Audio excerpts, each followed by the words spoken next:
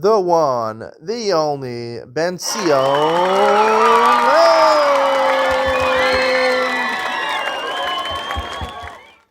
Good morning and welcome to Yeshiva YouTube, Iyun Benzion. Today we're doing Maseches Nazir Daf Samech, the second to last Daf Maseches Nazir 65. I want to talk today about the Mishnah on Samech Hamad Beis, which talks about Nagaim, not really talking about Tumas HaMeis, which is relevant to a Nazir. Right, so Ras is not something which discontinues the count of a Nazir, only Tumas HaMeis. But we're talking about different types of Tuma and Safek Tuma. The Mishnah says, Kol Safek Nagaim B'tchila Torah, Ashel Niskak L'Tuma, Mishniskak L'Tuma Sveiko Tameh. Right, generally this follows the rule of Chazaka. We're not sure if he has Nagaim or not. Right, the article brings a Mishnah in Maseches Nagaim. Two people come in front of a Kohen. One has a discoloration the size of a gris, which is the shear for Nagaim. A gris is a type of bean, a small amount. And one has a shear, which is a sella, which is a lot bigger. Now, we're not sure if he's tummy or not. So then they come back to the Kohen. They both have the share of a sella.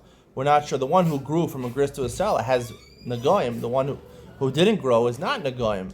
But we're not sure which is which. So therefore, that's what the Mishnah means, that we say both of them are considered tar. We don't know which one is tar, so we say both of them are tar. And the second case, once he's Mishniskak L'Tuma, is talking about where one came with a gris and one came with a sella, and now they both have larger than a sella, right? And then they come back and it's a sella. So the person who started as a gris, right? Once it's bigger than a sella for both of them, they're both vadai tameh, right? But now they come back, so the one who went back down to a sella, he's tor. The one who didn't go back down to a gris, he's still tameh. We don't know which one, so they're both considered tameh, remain tameh.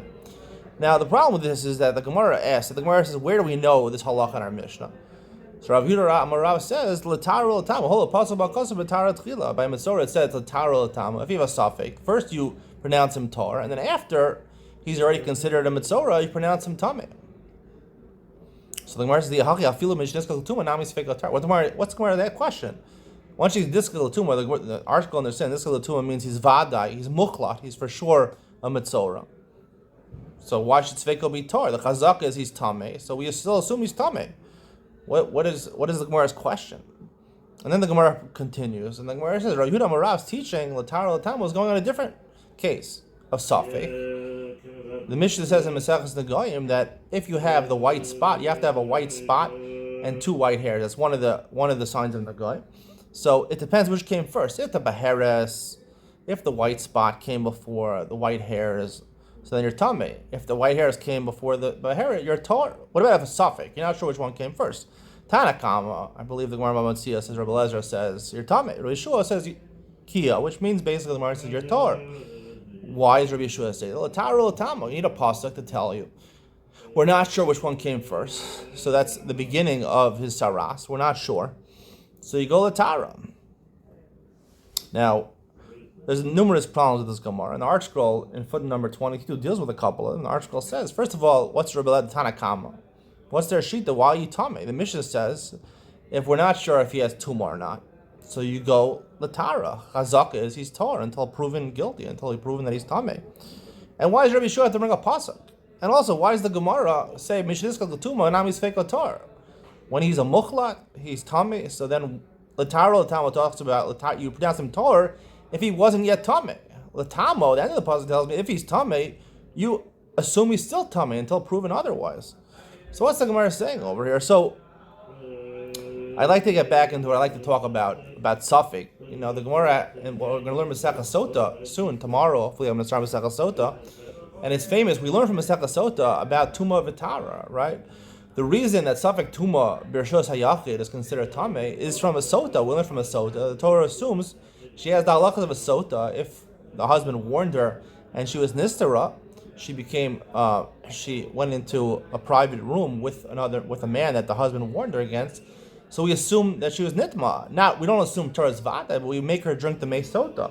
So the Torah makes dinei Torah based on the fact that if they're in a closed area, just two people, like the Gemara said earlier, then safek tar. If they're in a public place, safek tameh. If they're in a public place, three people, so then we say Safek Tuma Rishus Harabim is considered to be, the Gemara says, you go Lakula, it's Tahor. Now, I've said many times that there's two types of Safek Daraisa L'chumra. Safek Daraisa L'chumra, where it's Chazak Yisura, where there's definitely an Isra over here. You have two pieces of meat, one is Chalev, one is Shuma. And on that, the Rambam says you bring Asham Talui. And if it's not Chazak Yisura, then it's Safek Daraisa L'chumra, but that's only the Rabbanan, you go L'chumra. If there's no evidence over here, you have one piece of meat, you're not sure if it's Shuman or Chalev, we don't know there's Vade, a piece of Chalev over here. So then, Safek Daraisa L'chumra is Midar Rabbanan. That's the way I like to say it. So here also, when we're talking about, I believe when the Mishnah says Savik Nigayim B'Tchila Torah Ajla Niskak L'Tuma Mishniskak L'Tuma Sveiko Tamei, and the Gemara assumed we're talking, when the Gemara asked Mishniskak L'Tuma Nami Sveiko Torah, I don't believe it's talking about a Masorah Mukhlat. If it's talking about a Masorah Mukhlat, he has a Tuma, so the Chazak is he remains with that Tuma. I believe we're talking about a Masorah Muskar, where he's isolated, not sure if he has Tuma. So there's first of a question: should he go into isolation? So there we go to Tahor, right? And the Gemara says also, even if you put him in isolation, we're not sure if he should go to the status of Mukla, where he's confirmed. That should also be Tahor. And the reason is because there's no, we don't know if he's ever a Mitzorah yet. So it's like Savik Daraisa L'chumra, where it's not his Chazak Yisura, it's not his Chazak Yisura. However, the second case the Gemara brings, you have the Beheres and the Sar Lavan. You have both of them here.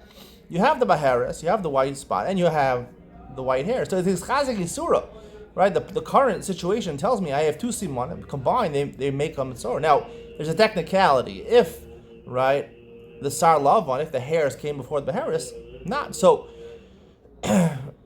really this is a case of Safek D'Oraisa L'Chumra, where it's Chazak Yisura.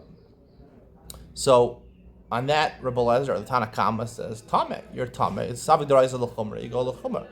But Rabbi Yeshua learns, Lataro Latamo tells me that no, that when it comes to Tuma and Tahara, right, when it comes to Sota is not a question of Tuma and Tahara really. It's really a question of Isra V'Heter over there, right? Really, it's a question of Isra V'Heter. Is she Asura to her husband, right? She's Asura, one of the halachas of Sota is Asura L'Bala, or L'Bala. She's Asur until she drinks the Mei Sota. So, there's dinim, that's based on Isra V'Heter, right? She did an Isra of, right, having an affair with someone else who wasn't her husband, cheating on her husband. So there's the Isser of a Heter. Here it's straight up Tuma and Tahara. That's what we're dealing with, Tuma and Tahara. So when it comes to this, that's Rabbi Yeshua learns from a pasuk that even though when it comes to Isser of a Heter, Safek D'Oraisa L'Chumra, you go L'Chumra D'Oraisa or Chazak Yisura, that's not true by Tuma and Tahara. As I mentioned, Tuma and Tahara is fundamentally different than Isser of a Heter. Isser of a Heter, right, is an Isser on the Gavra, is Isser on the Chefs, on the person. There's something factual that you can base it on. There's facts. Tuma and Tahara, you can't, there's no way of proving Tuma and Tahara. It's Tuma and Tahara is all in the metaphysical, whether the person is Tuma or Tahara. You can't tell outside by looking at him. So therefore, Tuma and Tahara is more lenient in general than Isser of a Heter. So he learns from the pasuk over, even though Sadar Isra L'Chumra, you go L'Chumra D'Oraisa, where it says Chazak Yisura, nonetheless, you need a pasuk L'Taro L'Tamo to tell you that you treat him Torah. You go L'Kula over here, Mido Raisa, you go L'Kula Mido Raisa, even though it says Chazak Yisura, even though it's a short. The case in our Mishnah, right, is talking about like the case of where there's Chazak Yisura. And the Gemara original, when it talked about it, that was talking about a Masorah Muskar, right, where it was in isolation, where it was never actually confirmed. There was no Cheskas Isser, Cheskas Tuma, so therefore the Gemara says, Latar Latama should tell me in both cases you go Latar, you should go with the Chazaka. It's only when it's Chazak Isser. Normally, Safek D'Oraisa L'Chumra, you go L'Chumra D'Oraisa. By Tuma and Tahara happens to be, you go L'Kuli, Paskin Rabbi Yeshua. Actually, we Paskin Rabbanah, we Paskin Sveiko Tame, we Paskin Sveiko Tame. You go L'Chumra D'Oraisa. But according to Rabbi Yeshua, he has a pasuk to tell you in this case we're more lenient because Tuma and Tahara is fundamentally different than Isra V'Heter. I hope you enjoyed today's share. See you in the next one.